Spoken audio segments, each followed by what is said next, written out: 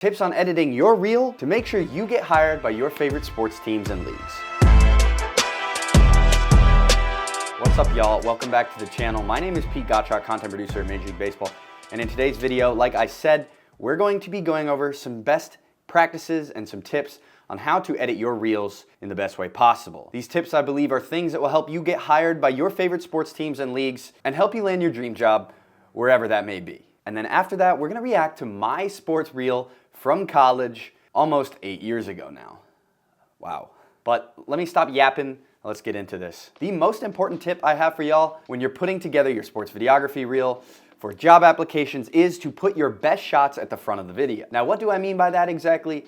It means to put your best B-roll shots, your best scenics, your best tight shots, your best reaction shots of athletes, and maybe fans in the first 30 seconds of the video. You're gonna wanna front load your edit, your reel with your best shots. Why do we do that? It's pretty obvious. I think in this day and age, everyone has a very short attention span, and that's whether you like it or not, including the people who are reviewing your job applications, because we work in sports and there are hundreds and maybe thousands of job applications and reels that hiring manager is gonna have to go through.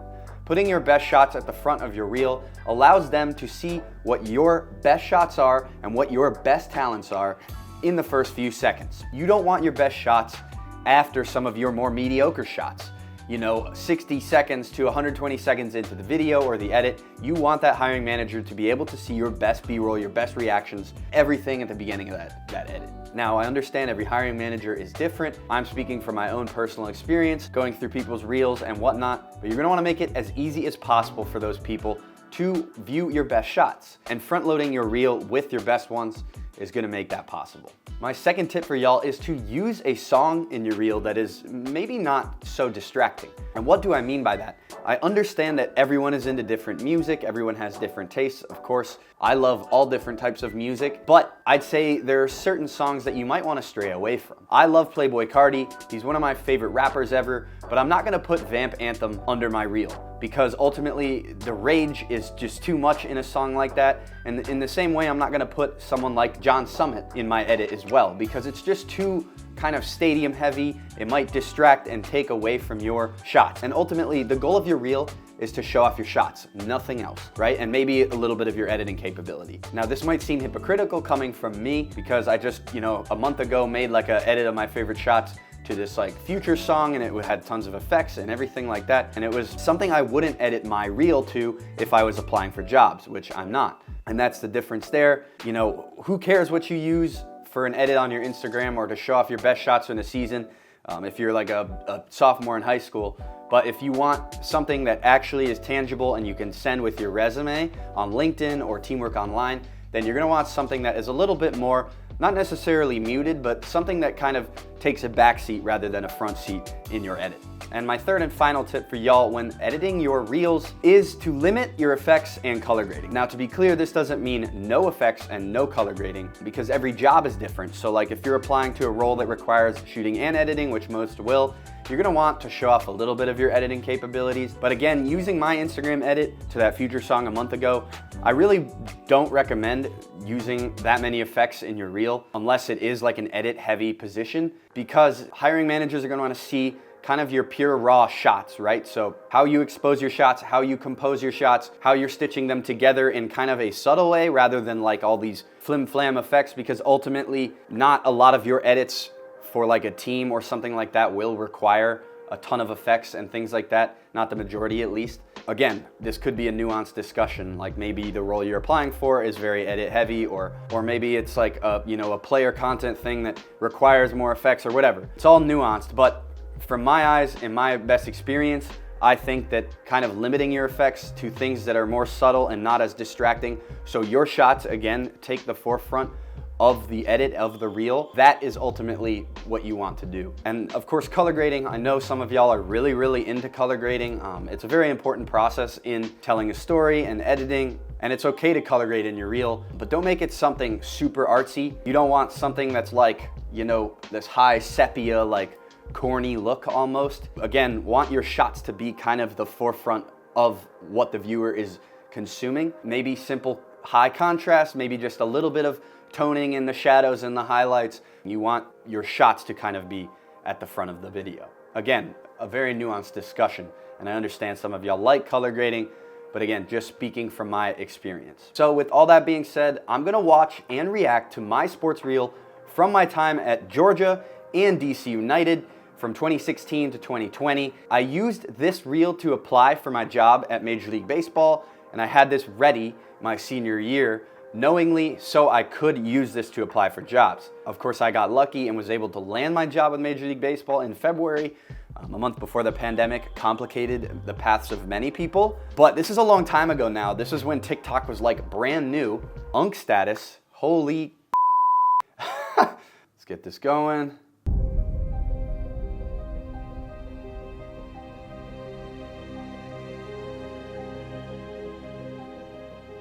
Some of my more favorite shots at the front of this video, I can already tell. Tight B-roll, engaging details and stuff like that.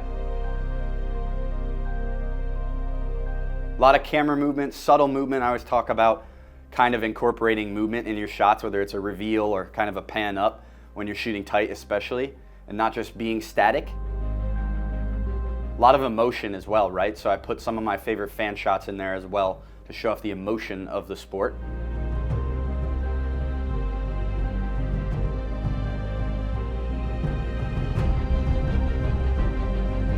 Notice how the song is kind of more muted, right? I'm not using, like, at the time, something off Die Lit or Scorpion. It's one of my favorite baseball shots of Riley King right here. And then Jake Fromm touchdown, of course.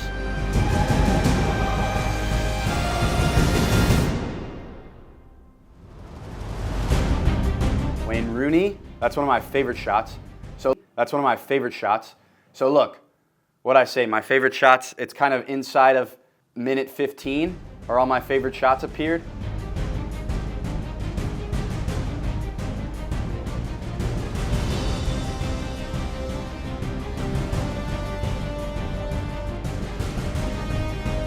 Little Falcons clip in there.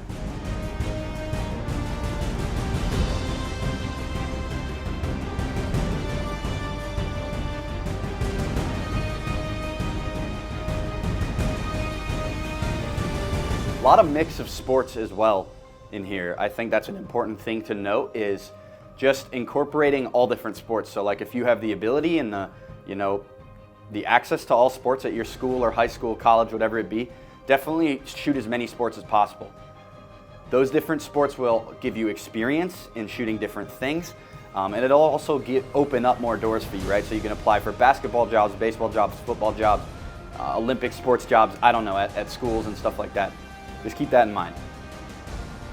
A lot of mixing of focal lengths as well, so a ton of tight shots like I mentioned, and then also some wide ones as well.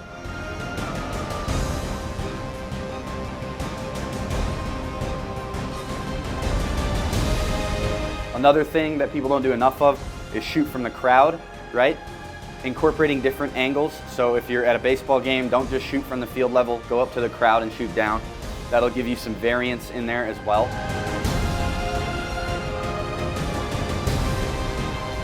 Anthony Edwards dunk, forgot about that one. There we go, simple ending with the text to show that I can use Adobe After Effects.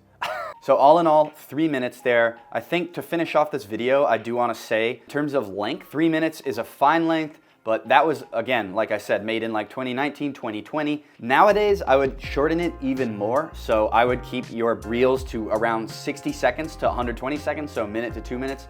I know that sounds crazily short, but like I said, hiring managers can be busy. People aren't gonna wanna stick around and watch like 4 or 5 minutes of just pure shots with no story, especially if it's different sports. There's no real story there. So people are gonna have an idea of the type of shooter you are inside of 60 seconds to 120 seconds.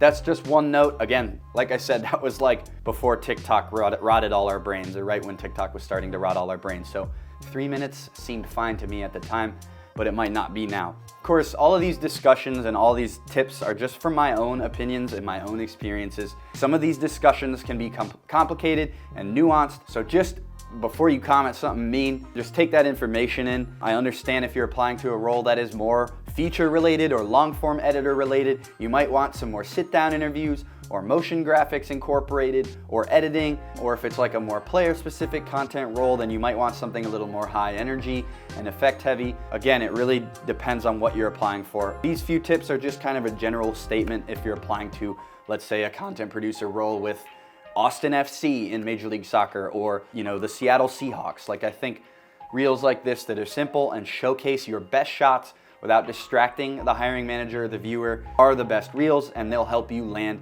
your dream role wherever that may be. Anyways, I appreciate y'all for watching. If you do have any comments, questions, or concerns, drop them down in the comments below. I always say this, I'm trying to build a community. I want to help y'all out and get y'all to where you want to be in sports content. Anyways, I appreciate y'all. Like and subscribe if you haven't already, and I'll see you on the next one.